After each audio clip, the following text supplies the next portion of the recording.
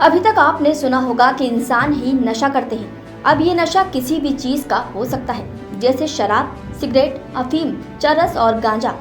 लेकिन क्या आपने सुना है कि तोते भी नशा करते हैं?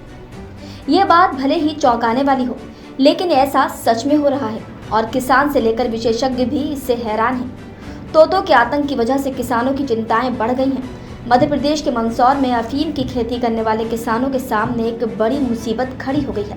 यहाँ तोते अफीम की फसल चट करने लगे हैं। उन्हें नशे की लत लग गई है। ऐसी स्थिति में अफीम की पूरी फसल पर खतरा मंडराने लगा है। दरअसल मध्य प्रदेश के मंदसौर, नीमच और रतलाम में अच्छी खासी संख्या में किसान अफीम की खेती करते नजर आते हैं। इसकी खेती के लिए किसानों को बाकायदा केंद्रीय नारकोटिक्स विभाग से लाइसेंस लेना होता है। किसान नारकोटिक्स विभाग की देखरेख में ही इस फसल को उगा सकते हैं। लेकिन अब यहाँ के किसानों की अफीम की फसल पर खतरा मंडराने लगा है, क्योंकि मध्य प्रदेश के तोते अफीम के आदी हो गए हैं, जिसकी वजह से किसानों को फसल के नुकसान का डर सता रहा है।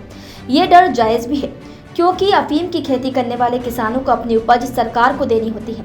अगर किसान ऐसा नहीं कर पाते तो सरकार द्वारा अफीम की खेती का उनका कॉन्ट्रैक्ट खत्म कर दिया जाता है, जिसके चलते तोतों के आतंक की वजह से किसानों की चिंताएं बढ़ गई हैं।